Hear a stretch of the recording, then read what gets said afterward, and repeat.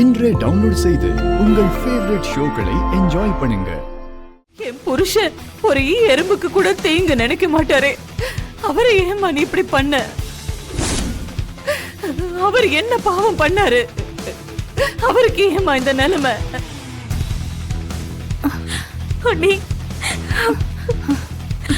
அண்ணி இப்படி போய் பார்க்கலாம். அண்ணி, அவருக்கு ஏன் இந்த நிலைமை? இந்த ஊரே நல்லா இருக்கணும்னு நினைச்சு எல்லாருக்கும் ஓடி ஓடி உழைச்சவரு இப்படி படுத்த படுக்கை அவரை ஏன் வச்சிருக்க?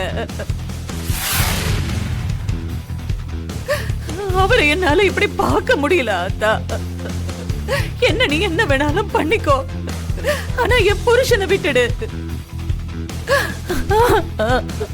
அண்ணி,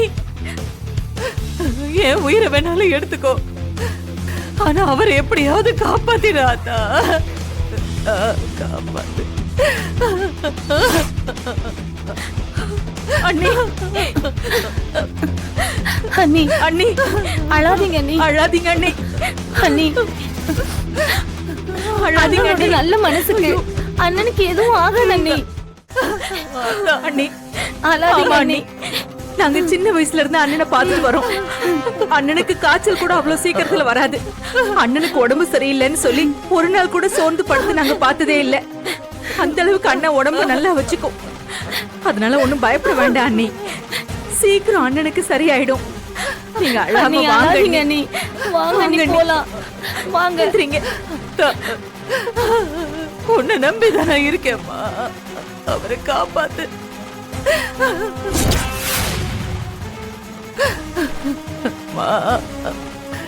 தாயே, கை விட்டுடாதம்மா, உன்னை நம்பிதான் நான் இருக்கேன்.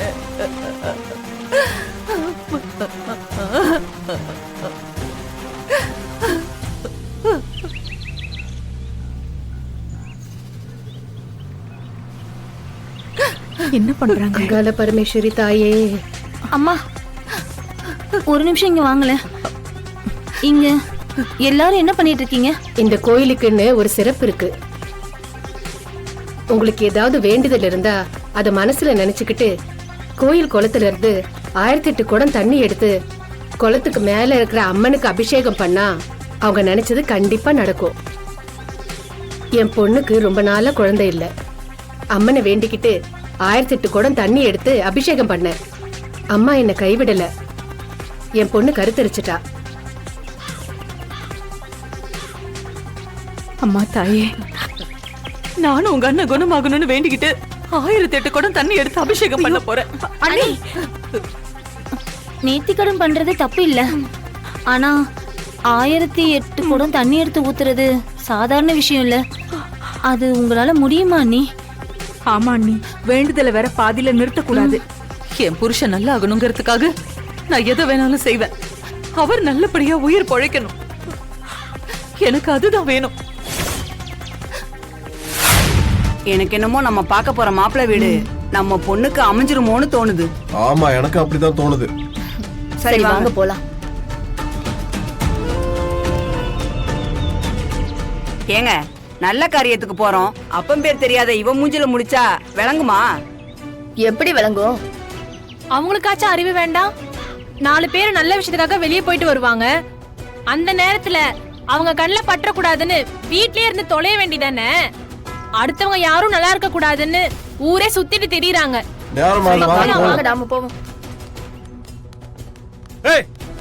மாமா விடுங்க. இருமா, எப்படி பேசிட்டு போறாங்க? இவங்க எல்லாம் சும்மாவே விடக்கூடாதுமா. ஏய் ஏய், சொன்னா கேளுங்க மாமா, வேண்டாம் விடுங்க. ஏமா, உன்னை இப்படி பேசுறவங்கள சும்மாவே விடக்கூடாதுமா. 4 வார்த்தை நறுக்குன்னு கேட்டாதாமா அறிவு வரும். அதுக்கப்புறம் ஊருக்குள்ள வேற யாரும் உன்னை பத்தி பேசுறதுக்கே பயப்படுவாங்க. அவங்கள திட்டி என்னமாமா ஆக போகுது? என்னை பத்தி இப்படி பேசுறதுக்கு காரணமே என் அப்பன் தானே. ஊர்ல இருக்கிறவங்க எல்லாம் என்னை பத்தி தப்பா பேசும்போதெல்லாம் எனக்கு அந்த ஆளு மேல கோவம் இன்னும் அதிகமா தான் ஆகுது. நான் நினைச்ச மாதிரி அந்த ஆளு சுந்தரத்தை கை கால் விளங்காம படுக்க வச்சிட்டேன். கூடிய சீக்கிரமே அந்த குடும்பத்துக்குள்ள ஒரு பெரிய பிரச்சனையை கிளப்பி நீ யாரோ நான் யாரோங்கிற மாதிரி அந்த குடும்பத்துல உள்ள எல்லாருமே ஆளுக்கு ஒரு பக்கமா பிரிஞ்சு போகணும். அதுக்கப்புறம் அந்த ஆளை பாத்துக்க யாருமே இல்லாம அந்த ஆளு நடு ரோட்ல கிடக்கணும். அப்பன்னா அந்த சுந்தரத்தை இந்த ஊருக்கு கூட்டிட்டு வந்து அப்பன் பேரு தெரியாதவன என்னை பார்த்து சொன்ன எல்லாரும் முன்னாடியும் இவன் தான் என் அப்பன், எங்களை விட்டு ஓடி போனவன்னு சொல்லி இந்த ஊர் வாய மூட வைப்பேன். அது வரைக்கும் அந்த சுந்தரத்தையும் சுந்தரத்தோட குடும்பத்தையும் விட மாட்டேன் மாமா. நீ சொன்னதெல்லாம் சீக்கிரமாவே நடக்குமா?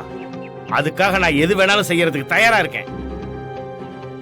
ஏன் என் கூட பிறந்தவளுக்கு நடந்த அநியாயத்துக்காக உயிரை கூட கொடுப்போமா நானு?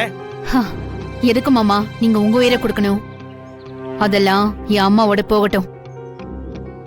நமக்கு தேவைனா அடுத்தவங்க உயிரை எடுக்கலாமே தவிர நம்ம உயிரை கொடுக்கவே கூடாது மாமா. சரி, நீங்க வீட்டுக்கு போங்க. நான் ஹாஸ்பிட்டல் போய் என் அப்பன் குடும்பம் எப்படி கஷ்டப்படுறாங்கன்னு பார்த்து சந்தோஷப்பட்டுட்டு வரேன். ம்.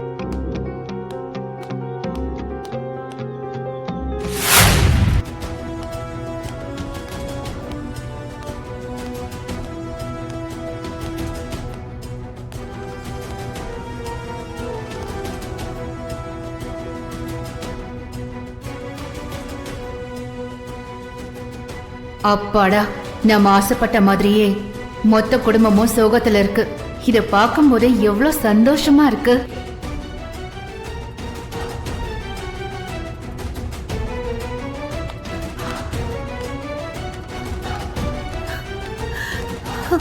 என்னாச்சு பாட்டி? இப்பதான் விஷயத்தை கேள்விப்பட்டு அவதி உதயா வர நல்லதானே இருந்தாரு. அவருக்கு எப்படி இப்படி ஆச்சு? தெரியலையம்மா. ஐயா இப்ப எப்படி இருக்காரு? டாக்டர் இப்பதான் பாத்துக்கிட்டு இருக்காங்க.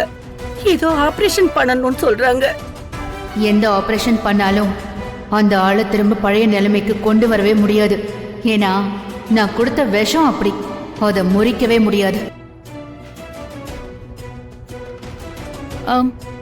நீங்க ஒன்னும் கவலைப்படாதீங்க. ஐயாவோட நல்ல மனசுக்கு அவர் கண்டிப்பா சீக்கிரம் குணமாயிடுவாரு. அந்த நம்பிக்கையில தான் நானும் இருக்கேன். ஆமா, அம்மா எங்க போயிருக்காங்க? சுந்தரத்துக்காக வேண்டிக்கிட்டு நேர்த்தி கடனை பண்ண கோவிலுக்கு போயிருக்காங்க. கூட துணைக்கு வரலட்சுமியும் சுப்புவும் போயிருக்காங்க. கடவுளே, எப்படியாவது என் பிள்ளைய காப்பாத்துப்பா.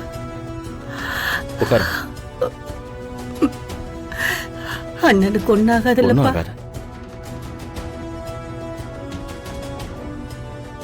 புருஷனை காப்பாத்த பொண்டாட்டி நேர்த்தி கடன் பண்ண போயிருக்காளா?